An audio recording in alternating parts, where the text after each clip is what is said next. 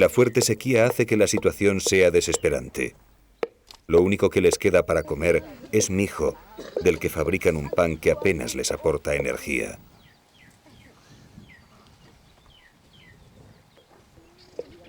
Pero ellos bien saben que durante la estación seca cazar es mucho más sencillo que durante la época de las lluvias. Kushai, Samgao, Tuka y Bo han decidido salir de caza. En este periodo los animales se concentran en las pocas charcas que aún tienen agua y las probabilidades de conseguir una buena pieza son grandes.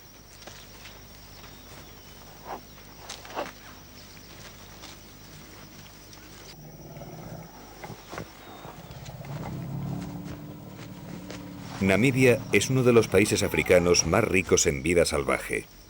Solo en el Parque Nacional de Etosha, el más grande del país, con una superficie similar a Bélgica, viven 114 especies de mamíferos y 340 de aves.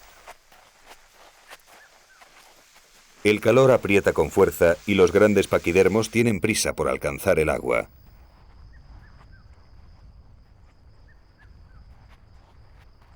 Al igual que los pequeños hombres amarillos, los grandes felinos también saben que en esta época la caza es abundante. En los alrededores de los abrevaderos, los leones esperan a su presa protegidos y camuflados a la sombra de un árbol. Los posibles candidatos deben estar muy atentos y se vuelven tremendamente desconfiados.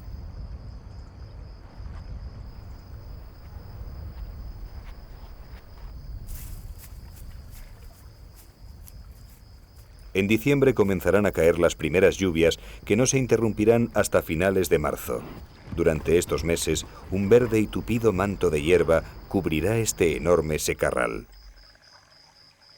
Los mamíferos se dispersarán y comenzarán a parir, y la vida de nuevo llegará a Etosha. Pero mientras tanto, todos deben aferrarse a su más preciada fuente de supervivencia, el agua.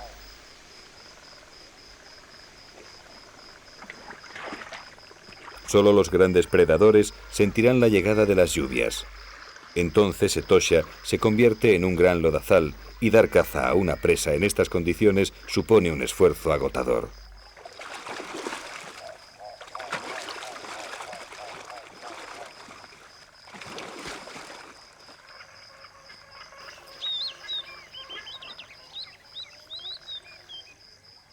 Los elefantes deben acudir a diario a tomar su baño de lodo para desparasitarse.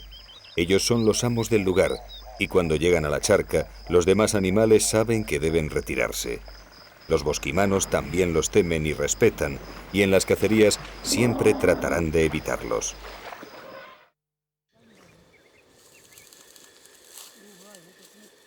A la mañana siguiente, los 4 bosquimanos comienzan a preparar la caza.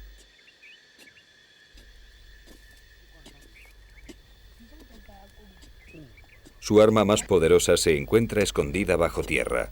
Ayudados de barras metálicas conseguidas por intercambio con tribus vecinas, van cavando agujeros buscando unas esferas diminutas de aspecto cerámico.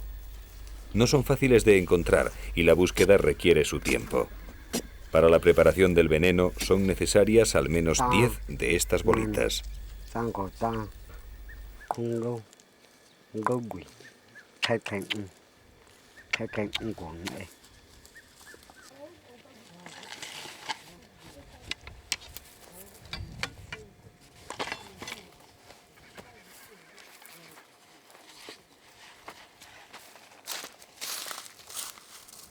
De vuelta al campamento, los hombres se preparan para la elaboración de la pócima.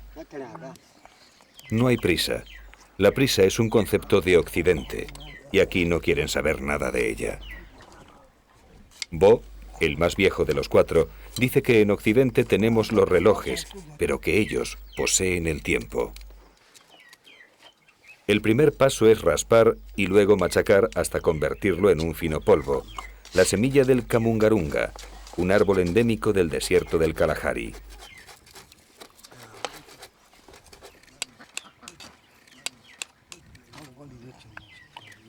Mientras Tuka prepara las flechas, Kushai se va a encargar de la elaboración del veneno. Sus expertas manos van extrayendo las pequeñas larvas.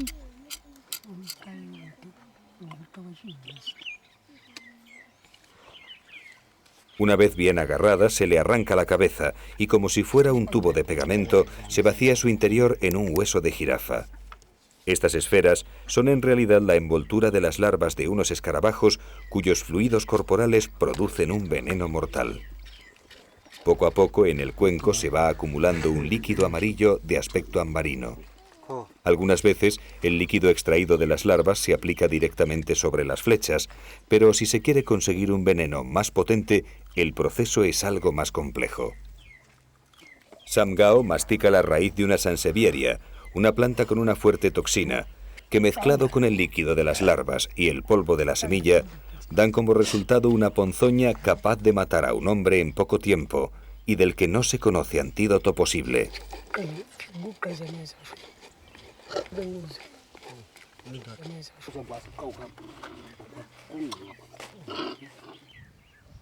Con el veneno listo, ya solo queda untar las flechas. Cada cazador impregna concienzudamente los dardos, teniendo mucho cuidado de que la sustancia no entre en contacto con las heridas que tienen en su cuerpo. Esta circunstancia les podría causar graves problemas e incluso la muerte.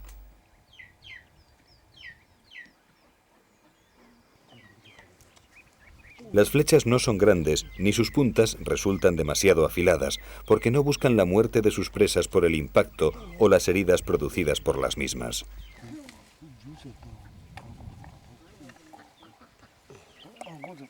Las pequeñas puntas de metal son suficientemente fuertes como para hacer una pequeña herida al animal, y el veneno hará el resto del trabajo.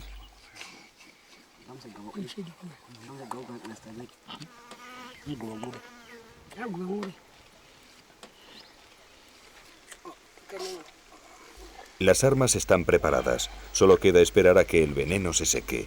Mientras tanto, Bo, que también hace las funciones de chamán, busca en las runas los presagios del éxito y el apoyo de los espíritus de los muertos.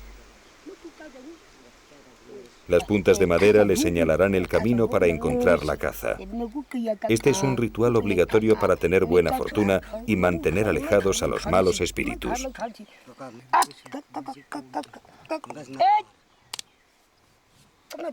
Kotoke, dime, ¿dónde se encuentra la caza? Las puntas señalan hacia donde se pone el sol. Allí están las cebras y los kudus.